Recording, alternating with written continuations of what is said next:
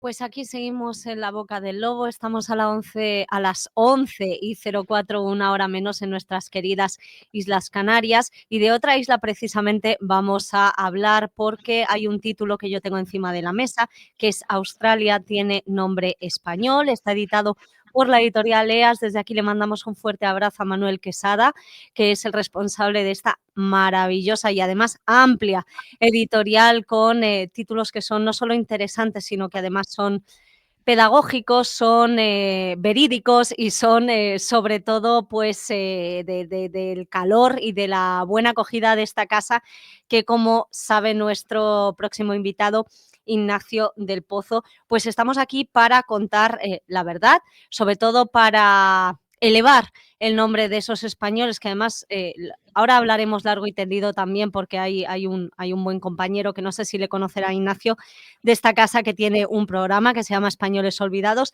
Se parece al título de otro libro de Ignacio del Pozo, que es Españoles Invisibles, pero no es. Y resulta que, hablando con él antes del directo, Ignacio, pues estábamos comentando que él ya tuvo en su día un programa, porque Españoles Olvidados lleva mucho tiempo y muchas temporadas en otras casas, y ya como empiezan a hacer toda la andadura de este grupo en Radio Ya, pues se hizo un capítulo especial sobre Valdez Torres. Así que, bueno, hablaremos Baez de Torres, perdón, Luis Baez de Torres, así que hablaremos también. Pero bueno, lo primero de todo, dándole esas gracias, como siempre, a Manuel Quesada, que no puede estar con nosotros porque tiene otros compromisos laborales. Nosotros siempre agradecemos que nos facilite en contactos, como en este caso hoy es el tuyo, Ignacio, y encantados de hablar de esa isla que yo decía, esa gran isla de Australia, que, si me vas a permitir, voy a mencionar esa última reseña que tiene precisamente en la página web de Editorial EAS, que es editorialeas.com, que dice: gracias a los navegantes españoles, nuevas tierras, nuevos mares y nuevas estrellas entraron a formar parte del conocimiento del mundo por el ser humano. Y yo añadiría también, Ignacio, con tu permiso, y a formar parte de ese imperio y esa civilización única y necesaria para conformar el mundo que hoy en día conocemos, y sobre todo Occidente. Bienvenido, Ignacio, muchísimas gracias por atendernos y muchísimas gracias por editar publicaciones como esta tan necesaria, porque hay muchos que ya de primeras desconocen que Australia en su momento se llamó Australia del Espíritu Santo. Hola, buenos días. Muchas gracias a vosotros. Efectivamente, así fue su primer nombre.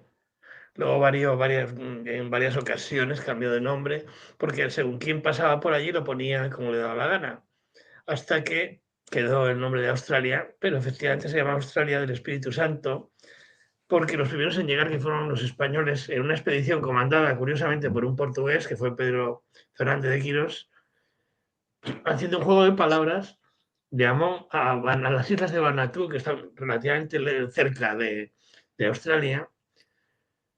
Cuando llegó, pensó que llegaba a Terra Australis Incógnita, que era la tierra que pensaban los antiguos que tenía que existir allí, pero no lo sabían bien. Lo llamó Australia, haciendo un juego de palabras entre la dinastía reinante, que eran los Austrias, y Terra Australis Incógnita, Australia del Espíritu Santo. Ese nombre quedó para España así para siempre, pero los holandeses luego lo cambiaron, los portugueses lo llamaban de otra forma, y los ingleses al principio también. Se llamó Nueva Holanda, Nueva Gales del Sur una parte, pero finalmente fue un inglés, precisamente Matthew Flinders, el último que la circunnavegó entera, quien impuso ese nombre, y afortunadamente, digamos, el almirantazgo británico consideró que Australia era el nombre adecuado, y los australianos que entonces vivían allí también, y se quedó el nombre de Australia, aunque perdió la I. Pero efectivamente el nombre es español, de ahí el título del libro. ¿Y por qué, bueno, no he introducido parte de esa trayectoria, Ignacio del Pozo, como licenciado en Derecho, como historiador, como divulgador histórico? ¿Por qué esa elección precisamente por Australia, aún teniendo esa gran capacidad de, por ejemplo, como hemos visto en Españoles Invisibles, pues traer, ¿no?, esos nombres o volver a mostrar esos nombres de grandes personajes que han ayudado lógicamente, sin los cuales no se hubiera conformado España, Hispanoamérica y, bueno, como decimos, parte de esa civilización occidental. Pues sí, mira, lo de ¿por qué Australia? Porque Australia, los españoles desconocemos todo de Australia y de nuestra historia allí. Y porque yo cuando era niño tampoco me enseñaban en el colegio nada de esto, ni siquiera de lo que más me llamó la atención al principio, ni siquiera nos enseñaban nada de la epopeya española en el Océano Pacífico. El Océano Pacífico fue español durante muchos siglos. La forma en que los españoles llegaron desde América hasta Asia, desconociendo un mar por completo, bueno, el mar y la tierra, no sabían nada, ni las islas, nada de lo que había, es fascinante.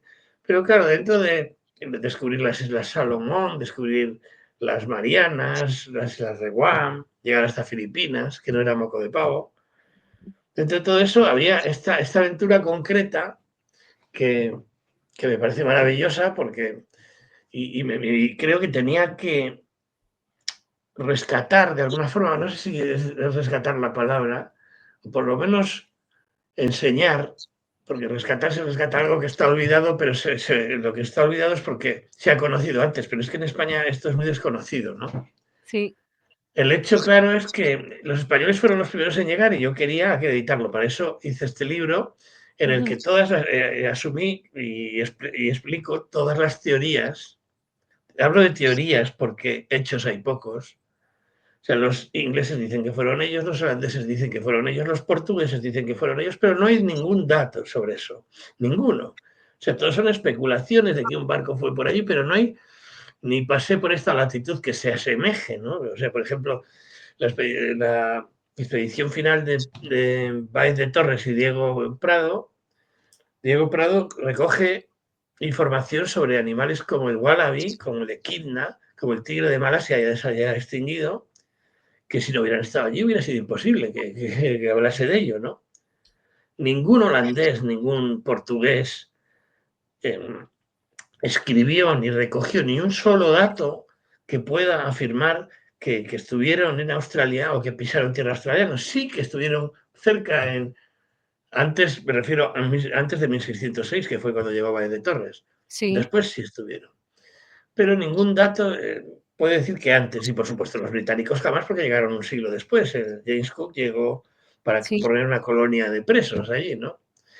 Que España no se quedase en Australia es algo que es que excedía con mucho lo que podía el Imperio Español. El Imperio Español, con poquísima gente desde España, que dominó unos territorios enormes, Sí. se mestizó porque si no hubiera sido imposible controlar todos esos dominios. Pero claro, una cosa es que en América, a lo largo de casi 200 años, controlar todo el continente americano, pero llegarte ya hasta Australia y controlar un sitio cuyos recursos y cuya gente no sabes si va a estar de tu lado, y luego los recursos, no sabes si vas a encontrar recursos ni siquiera para vivir, aquello era medio desértico, excepto la costa. Sí. Entonces, España, en la época de Felipe III, no consideró oportuno seguir con una colonización y el tema de Australia se olvidó. Y por eso luego fueron llegando los demás que decían que lo encontraban ellos. Claro, pero no hay ningún tipo de impedimento a la hora de que se siga reivindicando a día de hoy por parte, como bien dices, los portugueses dicen que es suyo, los holandeses dicen que es suyo, los británicos dicen que es suyo. Y tenemos, mientras tanto, el Día Nacional de 27 de enero, es cuando se conmemora cada año en recuerdo a 1788, cuando Arthur Phillip, en nombre de la corona británica, inicia el proceso de ocupación. Eso sí, eso está bien establecido. Sí, sí, sí, porque el mundo sajón es el que ha ganado el relato, eso está claro.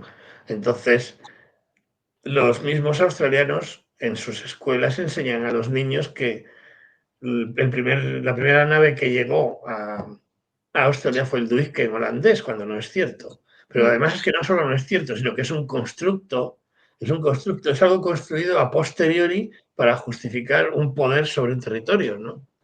No, porque los holandeses, efectivamente, muchos de ellos navegaron por Australia y tal, pero con muchísima posterioridad a Báez de Torres y a los españoles, ¿no? No hacía falta tampoco crear una mentira para ocupar un sitio si estaba desocupado, ¿no? Pero en fin, luego ya la fiesta nacional y todo esto, que haga un país la fiesta nacional por un señor que llegó allí a crear una prisión, pues es algo fascinante desde cierto punto de vista, pero bueno, cada Sí. uno. Sí, desde luego, yo no utilizaría ese relato como bueno, dependiendo, porque estamos viendo que, en la actualidad hay prisiones que son más que necesarias, como en El Salvador, para poder reducir toda la inseguridad y la criminalidad, pero estamos hablando seguramente de un crimen un poquito más avanzado y que si no se le pone freno de este tipo no hay quien, lo aborde, pero efectivamente es curioso, ¿no?, que se reivindique con esta causa y sobre todo, como le decía yo justo antes hablando con Luis Sánchez de Movellán, con el presentador de Españoles Olvidados, me decía, es que, Cristina, hay precisamente esos escritos en los que Luis Báez de Torres, a través de unas averiguaciones que él hace, ve que las expediciones son españolas las que llegan. Bueno, claro, las primeras expediciones que se acercaron fueron las del Lago de Mendaña. Esto está recogido en el libro. El libro recoge cómo España va acercándose cada vez más No me a acuerdo, no sé si era como Australia. un diario de bitácora o algo parecido, no sé qué nombre me ha dado, no recuerdo ahora. Sí, bueno, Báez de Torres acaba su viaje en Filipinas, que era donde tenía órdenes de llegar en último caso, y desde allí envía una relación al rey Felipe III. Es una relación, él hace una relación y Prado de Tobar, que va con él, otra relación. La de Prado de Tobar estuvo perdida casi 2 siglos, pero la de Báez le llegó al rey, lo que pasa es que la hizo un caso muy relativo, ¿no? Ah. Pero en esas relaciones lo que es cierto es que dan unas posiciones de latitud y unas descripciones de los lugares que encajan perfectamente. De hecho, el estrecho de Torres está ahí, por eso se llama así, entre Papúa Nueva Guinea y Australia, ¿no? Sí. Y los lugares por donde pasan y cómo los describen, la gente que describe, todo encaja con el norte de Australia, por el Cabo de York y el sur de Papúa Nueva Guinea. Ignacio, ¿cómo has construido el libro? ¿A base de dónde se ha obtenido la información? ¿Qué tipo de documentación has seleccionado? ¿Con mapas? Con un poquito para que le contemos al oyente cómo está editado. Pues mira, desafortunadamente en España hay poquísima información sobre esto. Qué Casi toda la raro. información que he obtenido ha sido de historiadores australianos. Ujú. Hoy en día, gracias a estos medios de internet y tal, puedes tener contacto con cualquiera en el mundo y gracias a ellos que me han dado fuentes, me han indicado dónde buscar y algunos de ellos sus propios libros, pues gracias a ellos es como he podido ir desentrañando toda la historia con mucha más facilidad, ¿no? Porque aquí en España me quedaba corto. Sí, no, bueno, hay hazañas que hemos tenido aquí con personal español en diferentes motivos de nuestra historia, que efectivamente si no te remites a la parte extranjera no obtienes la información y que conste que ellos son absolutamente, ¿cómo decir? Veraces, fiables en cuanto a la información, solo que tienes que remitirte a ellos, pasar por los procesos de solicitud o de peticiones que haya en ese punto exacto, pero se recoge, cosa que nosotros no hacemos y bueno, pues vaya a saber por qué. Hombre, yo creo que a nivel académico sí se hace. A nivel académico sí se hace. Otra cosa es a nivel divulgativo.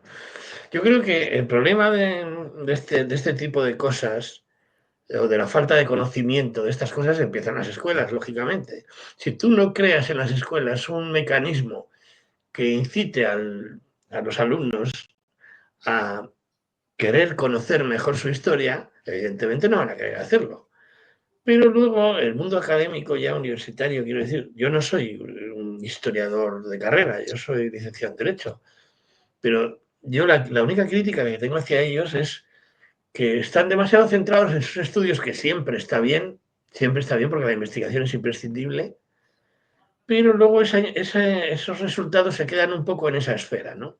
En esa esfera de universidades, de publicaciones universitarias, y no salen, digamos, al público en general. Y en eso sí que les he hecho cara, hay que hacer un esfuerzo por poner en manos del público en general, cualquier simple aficionado, no hace falta que sea un especialista en historia, ni en historia marítima, ni nada de esto, un simple aficionado a la historia, una serie de datos que le pueden interesar. Y eso es lo que yo he intentado. A falta de otra gente que lo haga, pues me pareció oportuno hacerlo yo. Ya no digamos, ahora estaba pensando, con todo ese, pues, o esas informaciones que a lo mejor no salen, de determinados círculos, porque a lo mejor contengan también algún sesgo ideológico. Eso ya nos daría para otra entrevista completamente, diferente y seguramente incluso, a lo mejor hasta con mayor contenido de tiempo. Sí, hombre, yo eso lo ignoro, pero yo sé que, por ejemplo, hay profesores, hay académicos, como por ejemplo Esteban Mira Caballos, es que es extraordinario, ha hecho un libro sobre Hernán Cortés, que es una auténtica maravilla, Qué legible bueno. para cualquier persona con un mínimo de cultura. No hace falta, vamos, me refiero, no hace falta haber hecho ninguna carrera ni ser especialmente letrado para tener una idea muy cercana, muy cierta y muy estudiada de quién fue ese personaje. Entonces, sé que cuando un académico o alguien como él, como Esteban, pisa el terreno de la divulgación, avanzamos todos. Sabes que estaba mirando ahora, justo a ver si era uno de los personajes, porque no he podido tener conmigo, al igual que hasta hace poquito no tenía, Australia tiene nombre español, no tengo, la fortuna de haber podido leer Españoles Invisibles y estaba diciendo, digo, vamos a ver si está por ahí Hernán Cortés, pero no, no. Son otros nombres que luego podemos analizar también, porque tenemos tiempo y nació de sobra para ver esa primera publicación. Dime una cosa, ¿cómo ha sido esa reacción del público cuando se publica Australia tiene nombre español? ¿Has Pues tenido buena acogida? ha habido de todo, pero en principio a la gente le ha gustado. He tenido muchas contestaciones positivas y excepto también he visto alguna crítica que habla de que, bueno, eso es un patrioterismo y tal, eso de decir, bueno, que España descubrió Australia. No, lo que estoy diciendo es cierto. No, y aparte aquí siempre en las redes y todo esto se intenta enrevesar el lenguaje por quien no lo domina. Es una cosa muy paradójica y que a mí me llama mucho la atención. Por ejemplo, está el tema de descubrir, ¿no? Descubrir es una palabra que se ha intentado estirar como el chicle. Ya se sabe, los indigenistas americanos te dicen, no, es que América no lo descubrieron los españoles porque ya había gente allí, también había gente Claro, en por Australia. supuesto. Pero el hecho cierto, el hecho es, esa gente sabía dónde estaba. Claro, es que O es sea, eso, esto, el cuando descubrimiento. estamos hablando siempre se habla de eurocentrismo, de nada, es que los europeos son ellos en el medio y luego el mundo alrededor. No, vamos a ver, desde la antigüedad, el centro del mundo es Asia Menor y donde emergen las primeras civilizaciones conocidas, ¿no? Conocidas me refiero a que se conocen entre ellas, que son la Mesopotamia, Egipto, Grecia, toda esta gente toda esta gente conforma, digamos, lo que es el mundo antiguo. Sí, Y el mundo antiguo conoce, porque va hacia el este y hacia el oeste, se va hacia Roma o hacia China, y entonces tenemos un mundo, un planeta, en el que desde Corea, y se sabe porque hay mapas, desde Corea hasta Finisterre, todo el mundo se conoce y sabe que existe el otro. El problema es que los australianos no sabían dónde estaban los demás. claro. Y los americanos tampoco. De hecho, no sabían dónde estaban los que vivían más lejos de 5 kilómetros de su casa. Los chichimecas, por ejemplo, en México, la primera noticia del mundo que tenían, más allá de ellos mismos, era los apaches que estaban al otro lado del Río Grande a unos 5 kilómetros. O sea, no sabían más del mundo. Entonces dicen, no, dominaban, manejaban el cero, las matemáticas, la observación astronómica, sí, conocían el cosmos, pero no conocían el planeta. Entonces, cuando estamos hablando de descubrir algo, y hay que ir al concepto de la Real Academia, descubrir algo es hallar algo que estaba ignorado y ponerlo en conocimiento de otros. sea, o sea, por ejemplo, Marco Polo no descubrió China, eso está clarísimo. Marco Polo llegó a China. Los europeos sabían que China, por lejos que estuviera, estaba allí, Sí. pero nadie sabía dónde estaba la Terra Australis incógnita. Se suponía que existía, ni siquiera como América, España se la encontró, pero no iba a América, no sabían que estaba allí. Iba a Asia porque se pensaba que el Atlántico, su final era Asia. Pero claro, estas cosas, descubrir es hallar algo y ponerlo en conocimiento de otros. Por eso no se descubre China, no se descubre Egipto, todo esto ya se conoce, no hace falta descubrirlos. Lo que no se conocía era dónde estaba Terra Australis incógnita, de ahí su nombre, incógnita, desconocido. Y el primero que llegó fue un español. Y eso es así. Claro, y luego a partir de ahí, pues viene toda la serie de comunicaciones, poner bueno, valga la redundancia, en comunicación con otras partes del mundo y establecer ahí, pues, esa andadura de las civilizaciones y decir, venga, pues vamos a trazar ese comercio, esas vías comerciales, esos descubrimientos ahí.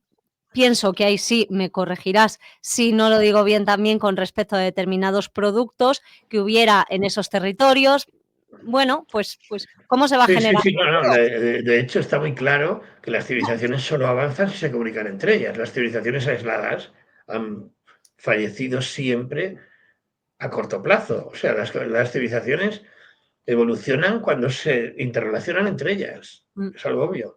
De América, por ejemplo, sí, sí, hablamos de descubrimientos. Es que el descubrir no es lo mismo para un historiador que para un científico, pero descubrir es hallar algo que no se conocía. Para España, descubrir, por ejemplo, los alimentos de claro, América fue un descubrimiento, obviamente. Los alimentos americanos y su traslado a Europa, claro. Porque la patata hoy está en todo el mundo, pero estaba en el mundo andino exclusivamente y si no llegan a llegar los españoles, allí seguiría.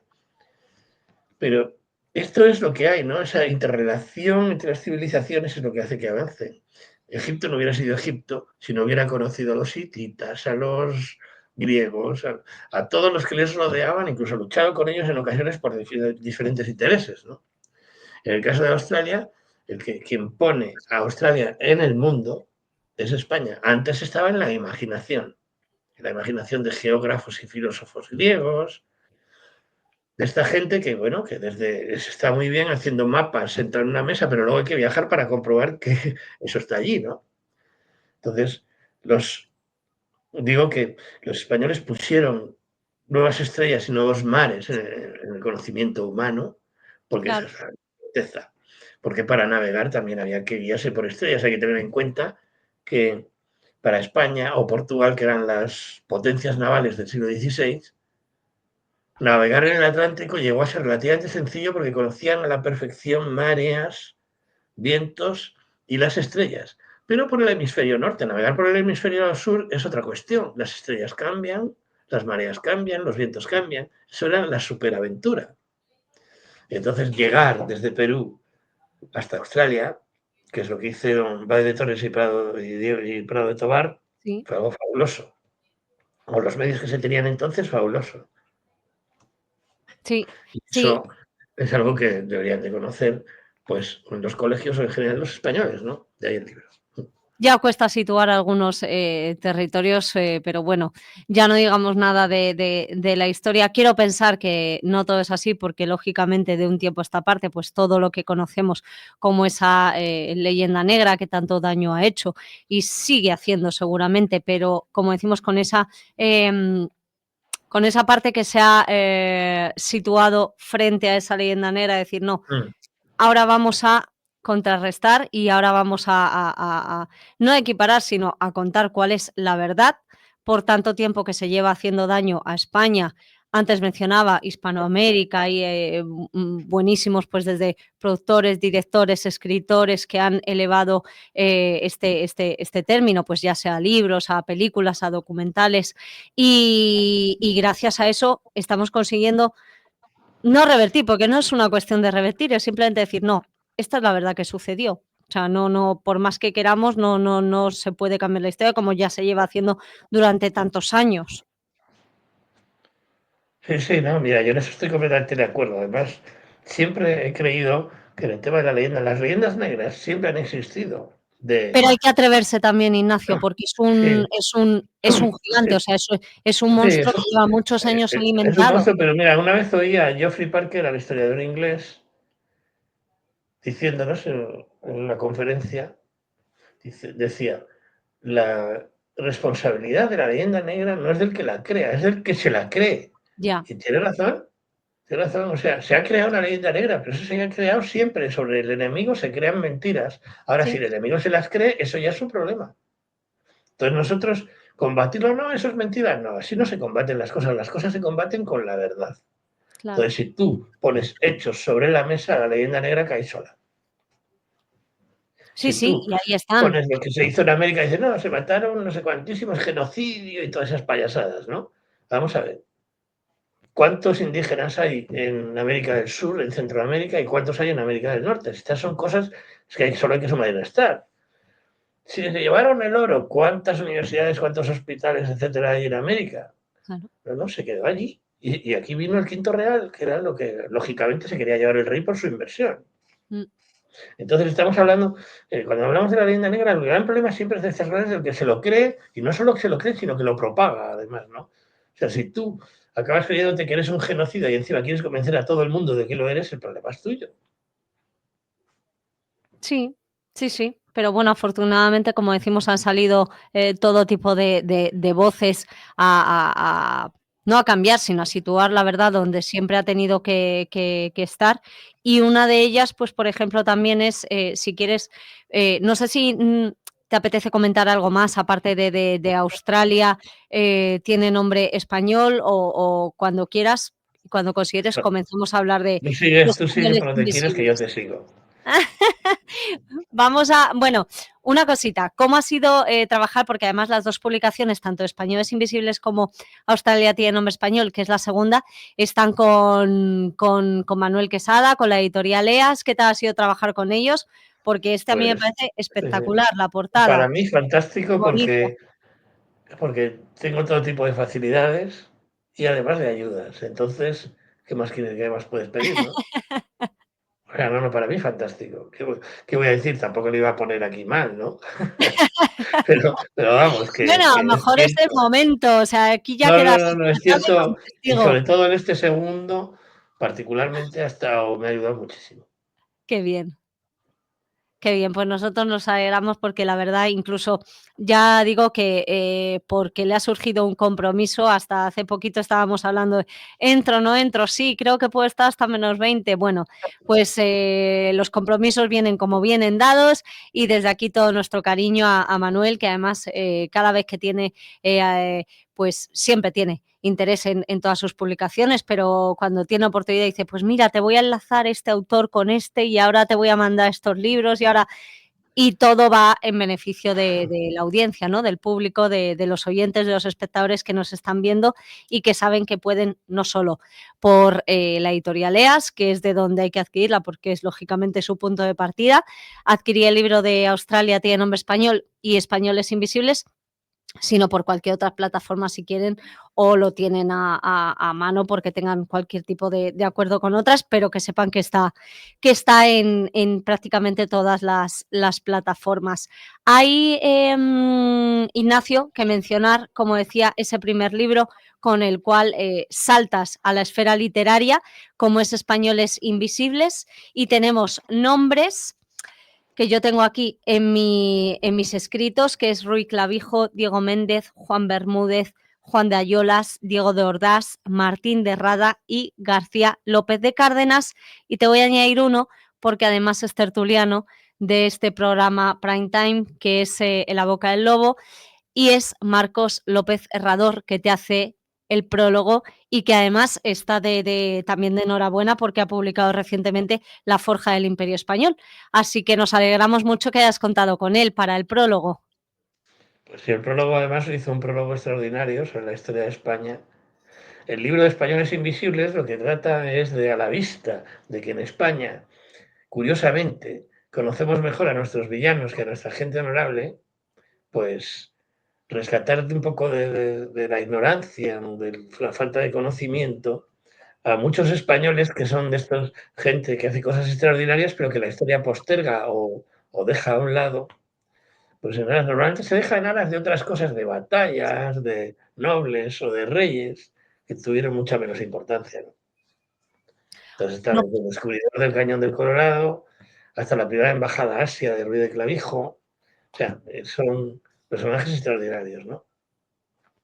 no puedo Que dejar de trataban. preguntarte como divulgador histórico, luego si quieres lo dejamos para el final, para que des esa pincelada, porque hoy es el centenario de una fecha muy importante para España, como es ese desembarco de Alhucemas, que sabes además que aquí hay polémica política, no te pido que entres o no, que también lo puedes comentar, pero sabes que por no hacer cierto daño, que no es ningún daño, aquí volvemos ahora mismo, sucedió lo que sucedió y si alguien se siente ofendido, pues no sé cómo decirte, que piense en otra parte de la historia. Pero puesto que el Ministerio de Defensa no deja hacer alusiones a ese desembarco de Alhucemas, por no ofender, pues te pediré tu opinión si quieres darla, por supuesto. Muy bien. Ignacio, hay, como estábamos mencionando españoles invisibles, en este caso, igual que te he preguntado con Australia tiene nombre español, ¿qué tipo de documentación has seleccionado? Un poco como cuentas parte del relato de la historia de cada uno, ¿son menciones de cada uno específicas? ¿Unes?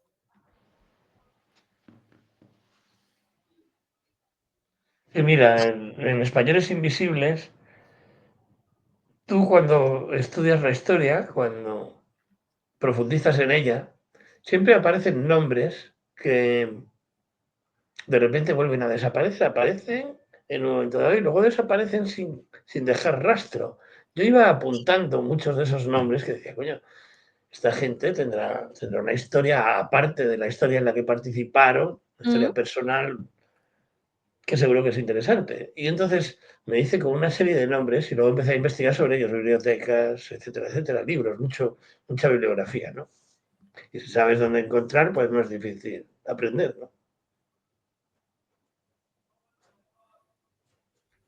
Y a partir de ahí, por ejemplo, es como tú, imagino que habrás recurrido también a archivos, pues no sé cómo decir, archivo de Biblioteca Nacional, archivo, un Pues, poco por, imagínate que nos están escuchando y que digan, pues, ¿cómo puedo yo obtener, aparte, lógicamente, tu libro, remitirse a la fuente original? sí, sí. El mejor sitio para mí, sin duda, es la Biblioteca Nacional, porque la Biblioteca Nacional está al alcance de todos los títulos, están al alcance de cualquiera. Y hoy en día ya está la búsqueda está informatizada. Si alguien quiere aprender cualquier cosa sobre cualquier hecho histórico, es muy fácil de encontrar. Se va, se da de alta como lector, no exigen demasiados requisitos y ya está. Luego, si eres ya un investigador con más intenciones, pues el Archivo Histórico Nacional o el Archivo de Simancas, ¿no? ¿Tienes algún personaje o personajes que te hayan a ti impactado más porque conocieras partes, que a lo mejor no son tan conocidas en su trayectoria? Hombre, para mí, sin duda alguna, el que más me ha seducido es Pedro Páez, el jesuita que descubrió las fuentes del Nilo, ¿no?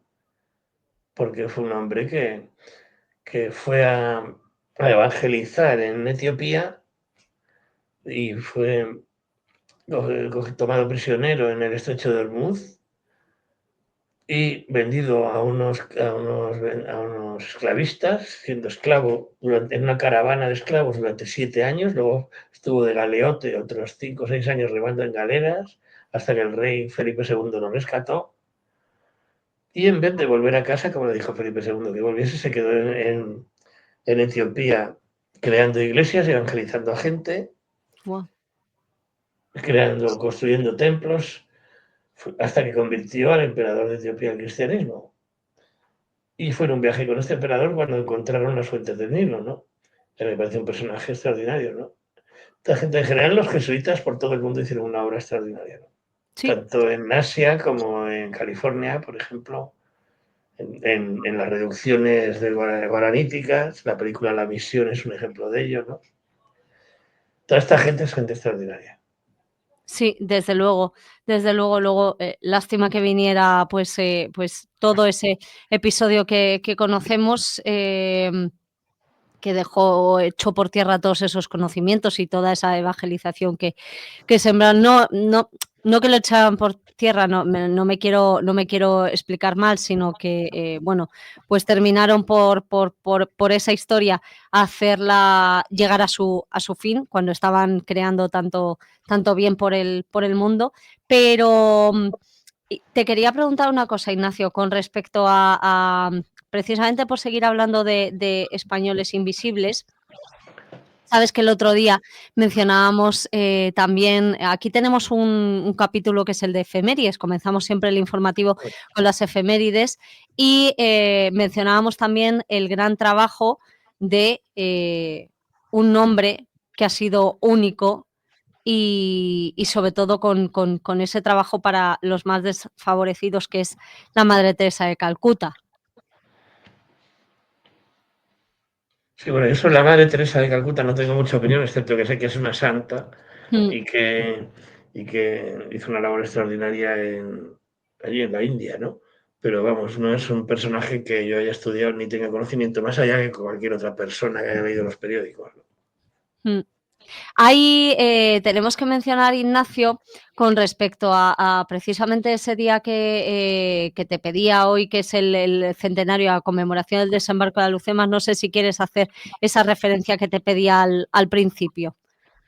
Sí, hombre, claro, Alhucemas fue un hito en la guerra con Marruecos y es un desembarco fundamental, sin duda, ¿no? Para acabar con ella, que ya bastante desgracia había sembrado en este país. Las guerras con Marruecos del siglo XIX y la del Rif del XX fueron un absoluto desastre para España y para Marruecos, pero sobre todo para España. Entonces, eso además hubo episodios terribles, muy sangrientos, un desastre absoluto, ¿no? El siglo XIX de España es para olvidar, el XX se fue arreglando un poco hasta la guerra civil, ¿no? ¿Y qué te parece si te pido por esa parte política, esa opinión, que aun siendo historia no quieran, por no ofender al Reino de Marruecos, que no se haga ningún homenaje a este episodio de Hombre, España? por Dios, al Reino de Marruecos no se le puede ofender de ninguna de las maneras. Es absurdo, es una cosa absurda.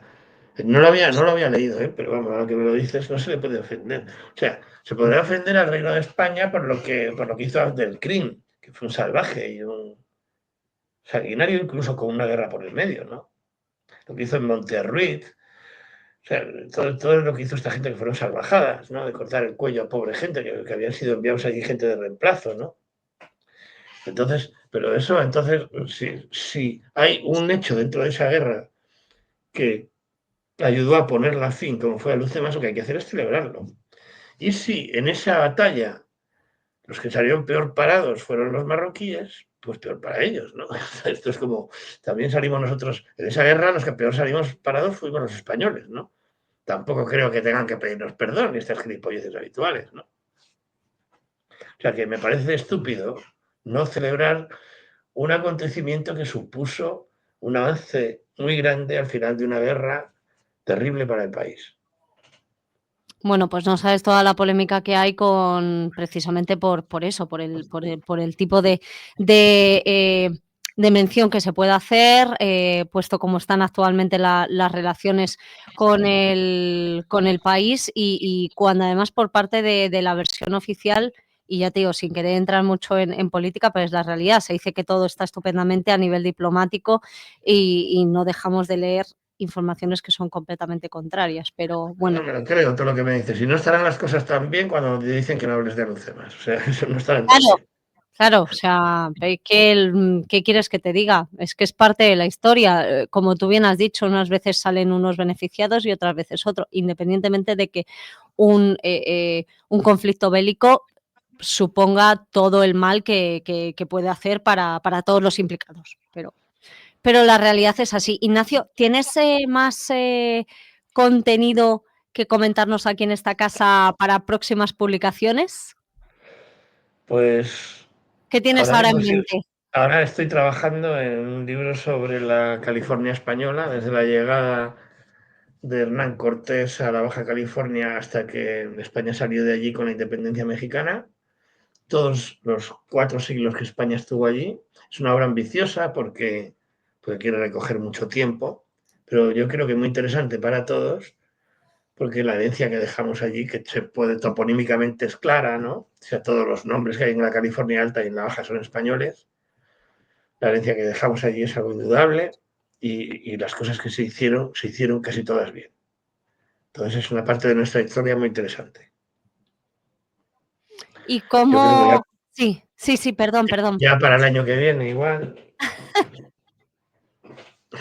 Claro, porque más o menos que si tú te pregunto, por ejemplo, en el caso de, por ser la última publicación, Australia, ¿qué tiempo te ha llevado? Al igual que te lo pregunto sobre Españoles Invisibles, llevar a cabo toda la documentación, ponerla en orden, decir, bueno, me falta esto de última hora, lo voy a añadir.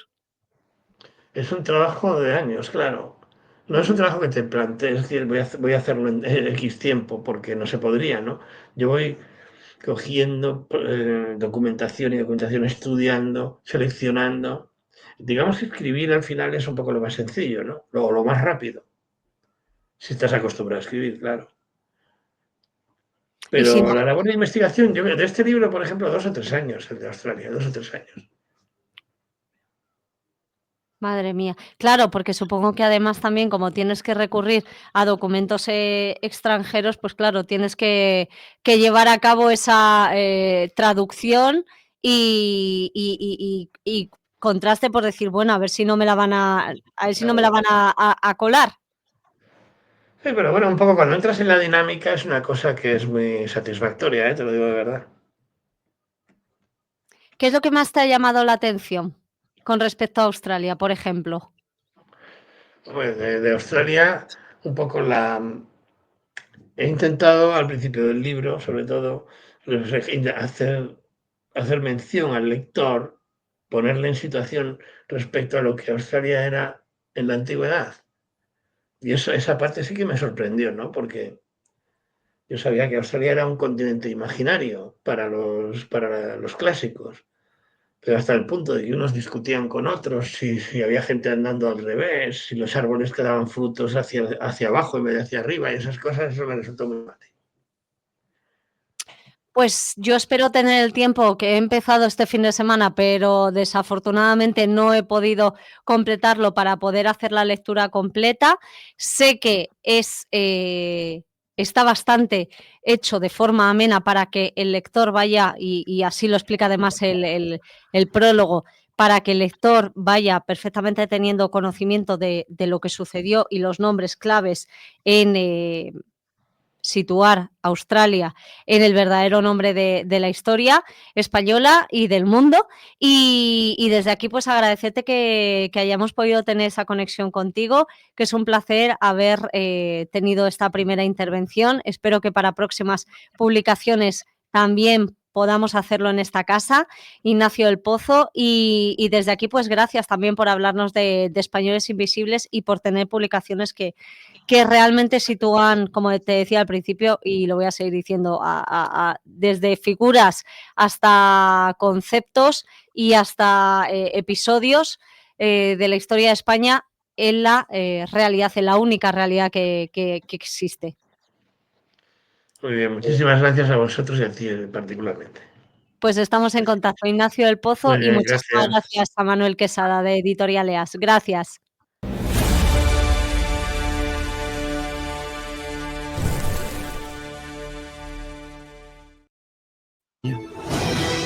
¿Te gustaría conocer a los Vamos, ¿no?